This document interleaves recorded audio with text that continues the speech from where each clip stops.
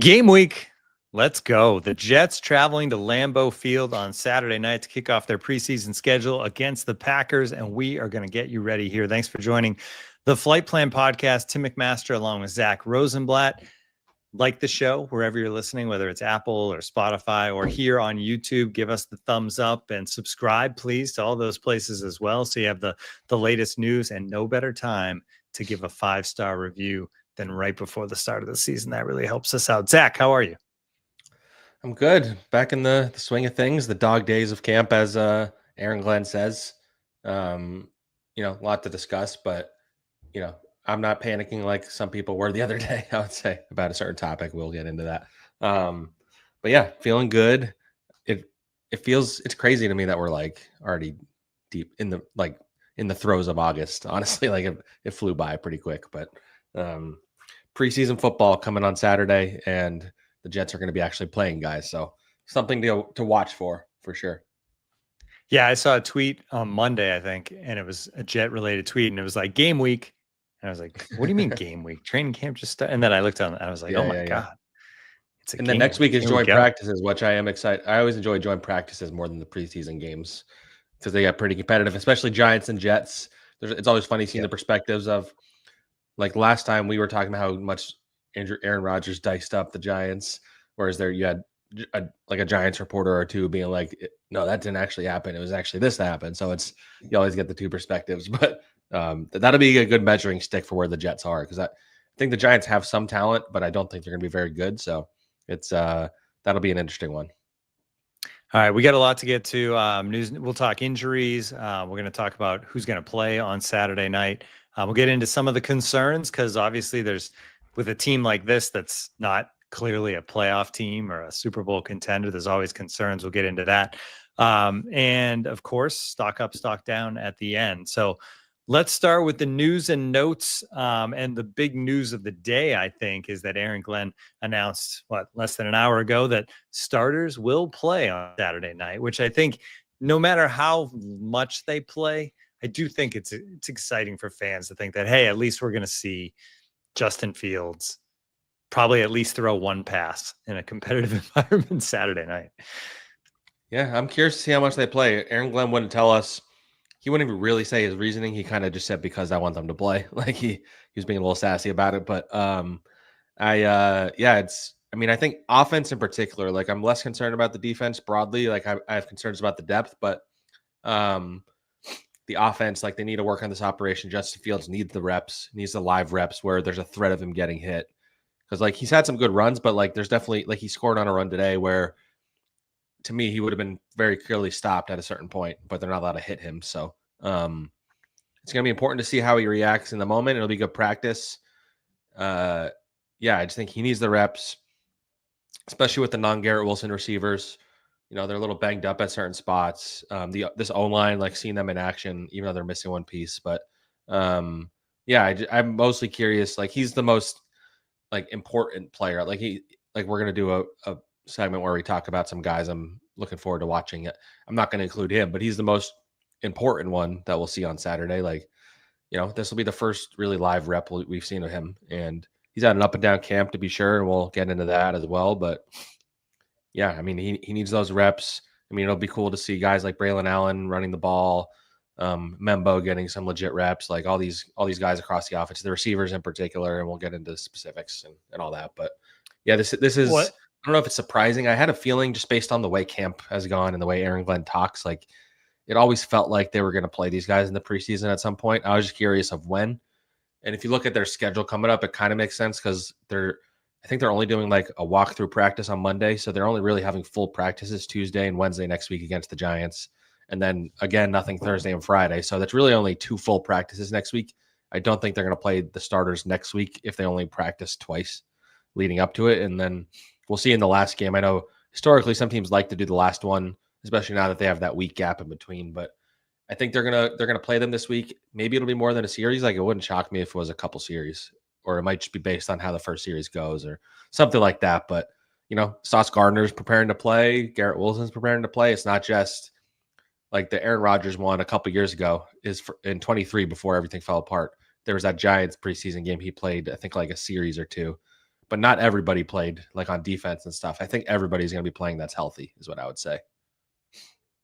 Yeah, that's going to be exciting. I think it's always fun to see in that environment the rookies too. I mean, a lot of the rookies would play a lot because you have the undrafted free agents and the late round guys, but the early round guys to see how that and hopefully we get like this little glimpse of like Justin Fields and Garrett Wilson chemistry. Like maybe they connect once and we can like celebrate that and hold it in our memory until the season starts.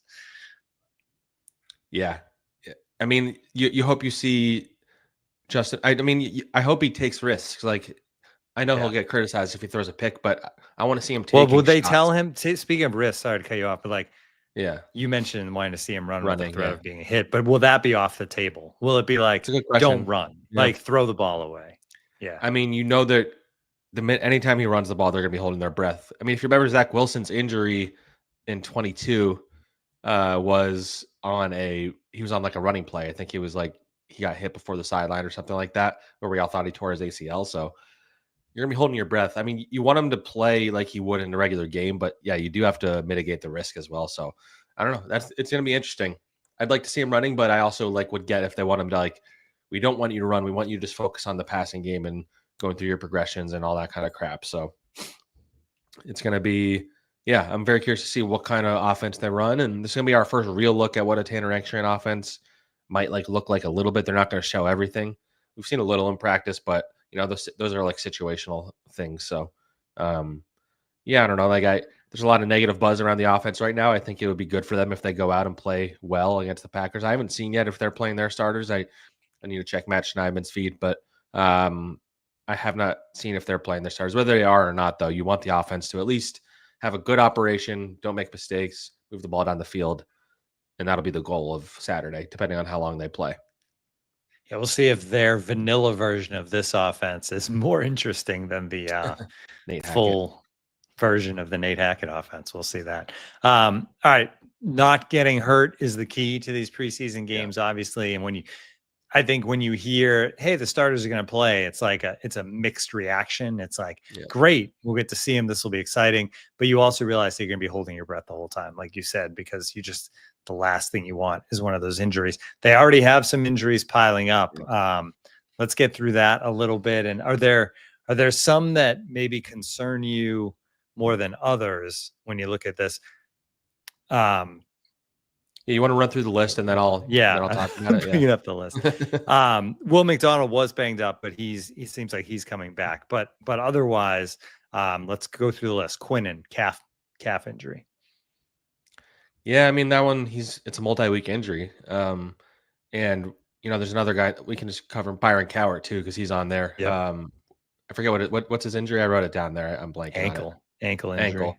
He missed today's practice and he won't play on Saturday. It sounds like either. So, I mean, you already were relying on Byron Cowart, who hasn't been a full-time starter since the beginning of his career. So, it's showing the lack of depth they have on the defensive line. So you need some guys to emerge. But yeah, Quinnen being out it's a concern more. A calf injury is a tough one because it sometimes can lead to worse injuries. I'm not going to predict that's going to happen or anything. We don't know the severity. The fact that he's out for a few weeks is certainly notable. He's maybe I'd argue is probably their second most important player on the roster. I would say depending on your evaluation of Justin Fields, I'd argue Garrett Wilson number 1, Quinnen Williams number 2. Would be how I'd rank the most important guys on this team. So, especially because of their lack of depth at defensive tackle, their lack of depth at defensive end, they're banged up at that spot. They need him to be healthy. Hold him out as long as you can. But if anybody doesn't need the reps, maybe like the other guys, maybe he would be on that list. But you need him back for week 1. They need him against Aaron Rodgers and the Steelers, because if you don't have Quinnen Williams in week 1, I'm not saying they won't. By all accounts, he'll be back in a couple weeks for all we know. And Glenn's been pretty upfront about injuries, which I appreciate. But he's important. There's no bones about it. Yeah, and you mentioned calves leading to other things, and the one you fear is an Achilles when you have calf injuries sometimes. But it's not like that's common. It just is. There is a connection there when you have guys with calf injuries. And he's a bigger player, so he's putting more stress on, especially the way he plays and the position he plays. He's putting more stress on his ankles and his calves and all that stuff too. So it's something to keep an eye on for sure. All right. Tyrod, obviously a guy that probably would have played a little more on Saturday night with a Yeah. knee injury there. A big one as far as Saturday, and Michael Dunn even mentioned this in the chat that, and Michael Dunn feel better, saw that he's not feeling too well. So shout out to him for joining us ill. I'd love to see Mason Taylor Saturday, but probably not, right? With a high ankle No, injury. he has a high ankle. He's out for a couple weeks. Yeah, he's High ankle is usually worse than the low ankle, right? So I yes. imagine Taylor's gonna be out for a minute, especially if they're being cautious. And you're really seeing, that we talked about how poor the tight end room was going into the draft. Like you remove Taylor, and that's what it was before. So and I'm gonna get into somebody who has had a couple of bad practices. I'll save that. The guy immediately behind him, so it's not too big of a spoiler, but he's had a rough camp. So they need Mason Taylor, and it's not great that you're relying so heavily on a 21-year-old. He has a second round pick though, so you need him. He was looking really, really good before that injury, man. Like we talked about it on our last pod. Mm-hmm. So that this is a tough. That's a out of these injuries. Assuming Quinnen's going to be okay, like Taylor needs the reps more than Quinnen does. I would say he's again 21. This is his first NFL camp. He's learning how to hit and get hit by NFL players and the speed of the game, and he's missing out on at least one game and possibly more than that. So they need him back if he's going to be the threat that I think he can be. So that's the biggest concern. I mean, Tyrod, just to circle back on that, like Glenn alluded to it being like wear and tear on his knee. He is a little bit older. It's not ideal that that's happening in camp. He's pretty Older and important. injury prone. Yeah, he is injury prone for sure, but he's also he's a pretty important backup. Like, I mean, Justin Fields, I honestly didn't realize this. So I was talking to somebody today. I don't even think he's played a full season of games before. So I don't know if you want Brady Cook or Adrian Martinez to be getting snaps this year, and this is the New York Jets. The odds of your quarterback playing, I know Rodgers did it, but the odds of your quarterback playing 17 games are not very high around here. Like it doesn't happen very often. So you want Tyrod here. That's why you have him here. So hopefully he comes back soon because they need him, especially for the reps. Like an underrated part of having a good backup is the reps that he's giving with the important backup offensive lineman, the receivers that might play a role this year. They're getting more reps with him, and so that's like their reps in the offense. So he's an important player to this team, frankly. All right, then final three on the short list here: Chris Boyd, shoulder injury; John Simpson, back injury; and then as Thomas, shoulder injury. Yeah, the Simpson one kind of came out of nowhere. It seemed like we didn't see that happen. He's an important piece. Like they've been using Joe Tippmann's versatility, I'd say, with Simpson out. I'm not supposed to get in specifics, so I'll just say that. But well played. Yeah, I mean he had a really good year last year. They do. I do like their depth better this year than in past years, and that versatility helps. And you have Xavier Newman as a backup who they like, and Chooks Okorafor at tackle, and Max Mitchell can play some guard if he has to. Josh Myers, and if he's not the starter, is the backup center. Like it's a solid group, but it's better with John Simpson up front, especially in the running game. So that's one to keep an eye on. It was like a week to week type situation with him. Chris Boyd, it seems like might have been serious. I saw he posted something on Instagram.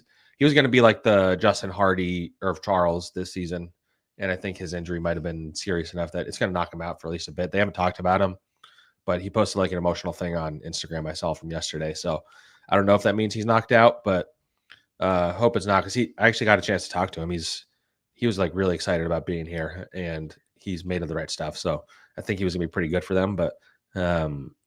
Yeah, who was the other one? I was Arier Thomas. He's a rookie. He wasn't going to start this year, but again, training camp's the time for guys like that who need the development. He needs to play. Mm-hmm. That injury just happened a couple of days ago. I'm not sure how serious it is, but Saturday would be important for him. So we'll see if he's back by then. All right, so those are concerns, injuries, obviously, but the other concerns around this team that pop up, I want to get into those a little bit.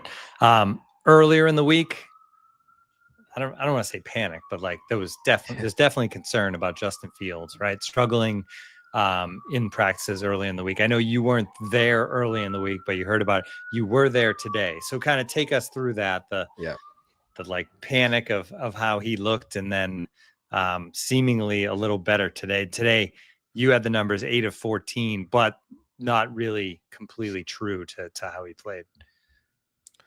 Yeah. So I was there for the Saturday scrimmage where he wasn't amazing. And then, from all the reporting, I was out working on a story. You guys will see that in the coming weeks. Couple stories actually. I was out of town, but Teaser. yeah, tease. They are Jets related stories. It's not like a non-Jets like my Vrabel one that I kept teasing last year. Well, we hoped but that was a Jet story. yeah, true. There was a chance it could have been. Yeah. Yeah. But yeah, obviously it didn't. But yeah, I think like everybody needs to take a breath in general, both in terms of reporting and reacting like fan wise and stuff. I think the problem is he's a quarterback of the Jets and he's Justin Fields. So when you have reporters, and I do it, like you post the stats or you say you had a bad practice, you have the aggregators grabbing it, and then all of a sudden everybody's saying, "Oh, the Jets are screwed. They're screwed. They're screwed." Justin Fields did not come in here as like a complete product. He was a project. Like that was how he talked about it from the beginning. Obviously, you hope by this point in camp he'd be playing his best football, or at least getting close to it. And he hadn't been doing that, and he's had some bad throws, but there's also been a lot of drops. Ruckert is the one I was alluding to earlier. He had a deflection off his hand the other day that led to a pick, and he had another one today. And right now he's the number one tight end, so it's concerning. And he has not really shown signs that he's gotten better. I know anyway. Back to Fields. I don't want to sidetrack on Ruckert too much. I can talk about him later, but like this is the time of year where you want Fields to work through the mistakes. And I think some of these practices, he hasn't really been throwing the ball down the field all that much, but I liked what I saw today because he came out decisive. He was making quick throws. He had a really good touchdown pass to Justin Field to Garrett Wilson. When he's throwing it to Garrett Wilson, it seems to be at his best. Like the quick Garrett Wilson slants in the middle of the field are their most effective play. You need to see more of that, I would say. There's only one pass I can remember that was like a bad pass. He threw it like at Andrew Beck's ankles. But overall, like, yeah, two of those were throwaways, which is better than a pick. He had the pick. That was Jeremy Ruckert's fault. So it's a little bit better than even the numbers look like, I would say. But, it wasn't like he didn't, blow the top off. I wouldn't say he was amazing. I just thought he had a better practice. He showed improvement, which is what you want to see. You want to see progress. And as we get to the season, like ultimately, this is going to be a running team. Like they ultimately are not going to bank on Justin Fields' arm leading them to the promised land. They're going to bank on the run leading to the pass. And what they need from Justin Fields is to make the right decisions when they throw the ball, to not take too many risks and make mistakes. And, his processing is a big part of this. Like he needs to not hold on to the ball too long, run when it's there, throw it away when it's not there, and get Garrett Wilson the ball as much as possible. So, my concern is less about him because I think you kind of know what Justin Fields is at this point, and you hope the Jets can get more out of him. But I think at the end of the day, what his strengths and weaknesses are. My bigger concern is the receiver room around him. I know we were going to talk about that. So we could transition right in. Yeah. Garrett is obviously Garrett. He's been great. And actually, I think it was the last pod we talked about Josh Reynolds and how he seemed like the clear number 2. And then where is Alan Lazard going to be? And I'd love to get into, you weren't there Tuesday for Lazard's media availability, right? But I did. I watched it though. Yeah. Yeah. We can get into that too, but let's start with just Reynolds because he's supposed to be the number 2. Yeah. I mean, they all kind of tie together, I would say. Like, yeah. The issue is you have Reynolds, Lazard, and Tyler Johnson are like some mishmash combination of your 2, 3, 4. And that's like just not going to scare anybody. I think Tyler Johnson's had a pretty good camp. Reynolds has had his moments, but like they just don't scare anybody. And I don't think they've particularly flashed. I think Lazard had a drop the other day. I mentioned on my last podcast how he's been kind of invisible as an offensive weapon. I will say he seems way more positive on being here than I expected. He was avoiding talking to us for a bit. Like I think he was trying to wait as long as he could. And then his quotes are like, "This is the most talented receiver room I've ever been in. I would go to war for That's Aaron not Glenn." True. That's just not. Yeah. Not true. There's zero chance that's true. Yeah. He's been in rooms with Devontae Adams both last year and in Green Bay. So, yeah. So that's just him, softening it up. And I will say, since the press conference, I saw him like having a catch with fans today. I saw him like getting hyped before practice. I'm like, all of a sudden, he's like just fully, not all of a sudden, but he's like fully bought in and having fun, I guess. I don't know. Well, he did say that, like, I thought it was a good quote. I mean, it is what it is. Like, you go into those pressers knowing where you're going to be asked and have the best answer. He's at a point in his career where I think he can figure that out. He said he came here to change the culture and it hasn't happened yet. So he still wants to do that, which is probably the best answer he could give about being here. No, he did get. I think sometimes he says things that he shouldn't in the past, or like doesn't respond to like criticism the right way or whatever. But I think that was a good press conference by him. But yeah, I mean broadly, like wide receiver two looked like an issue coming in. You know, you figured maybe they think they can rummage some production out of a combination of all these guys and stub them in and out and stuff like that. But none of those guys have like made like flash plays. I'd say the most like encouraging receiver has been Arian Smith, frankly, the rookie. He's gotten better throughout camp. He's explosive. I think they're trying to use him in different ways than just as a deep threat. I haven't noticed him having any drops lately. I had a good chat with him today. Actually, I might write about him today. I haven't decided yet, either today or after the weekend. But like he made the point, like he sees all the criticism and it kind of motivates him. Like his people have been giving him shit since the Jets drafted him, even when at Georgia, but just for the drops in the hands and blah, blah, blah, all that stuff. He's putting in the work. They're very high on him in this building. So if he can be a player, then that changes the equation a little bit because he brings a little something different than the other receivers. But you're banking on a 4th round rookie receiver is not really ideal either. So I have concerns, especially with Mason Taylor out. So you remove like arguably your number 2 or number 3 option in the passing game. Jeremy Ruckert is not it. And so, that leaves Breece Hall. Is Breece Hall the number 2 option now? Probably. He probably is in terms of, he probably will be in terms of targets anyway. But again, that's not like ideal. Like I think he's a good pass catcher for a running back. I don't think he's like an elite receiver. So, yeah. So I have concerns about the passing game, but I don't have as many concerns about the running game. I think their running game is going to be great. So, and I wrote about that this week. Like just the scheme, the offensive line, the players, the personnel, the mindset. Like I think it's all changing. So I feel good about the running game, but if you don't have any passing game, they can stack the box every play. And so that's going to be a big factor. They need Fields to make plays down the field, and Garrett Wilson's going to be doubled every play. So who's going to step up? Yeah, people should check out that article about the running attack. About a lot of good points. Obviously, that the Aaron Rodgers factor, the fact that they were switching out of runs to passes, even though I think the stat was they faced the least packed boxes of any team in the league, and yet still chose not to run. And was that why they were so bad at it? Because they just basically didn't do it.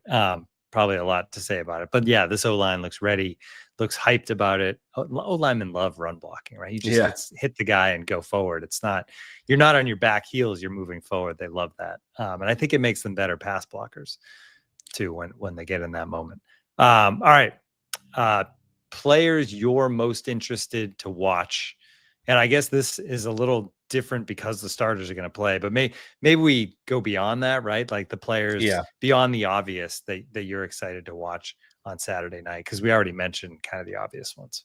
Yeah. So I'm going through the roster. I'm going to go like, I'll start with Quantez Stiggers. He's somebody who I think has had a pretty good camp. He's fighting for a role, and Azareye'h Thomas being out, at least right now, is good for him and gives him a shot. But I think he's had a really, really good camp, and I think they like him. I think this staff can really develop him into a player. So I'm excited to see him. Let's see here. Where's some of the other ones I wanted to talk about? Someone who's flown under the radar has had a good camp is Marcelino McCrary-Ball, the linebacker. He had a really good pass breakup today on Garrett Wilson. It was about to be like a sick catch, and he poked it out. And it seems like to me he's the leader in the like linebacker 3 competition to be like the starting 3rd linebacker. So he's somebody to, if he can carry that into the games. Taylor Delgado, you just put it on the screen, wants to see the Malachis, Corley and Moore. Those are both really good ones because, Corley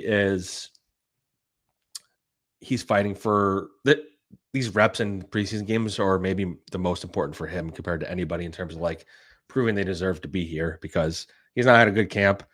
They don't seem to trust him yet. He hasn't really gotten any reps with Justin Fields. So if he can go out and, okay, maybe he's not a huge practice performer, but if he can go out and make some plays in the preseason, whether it's on special teams where he needs to carve out a role if he wants to stick around or on offense, like he's really important. The Malachi Moore, he like missed a practice the other day. He came back. I've been really high on him in camp.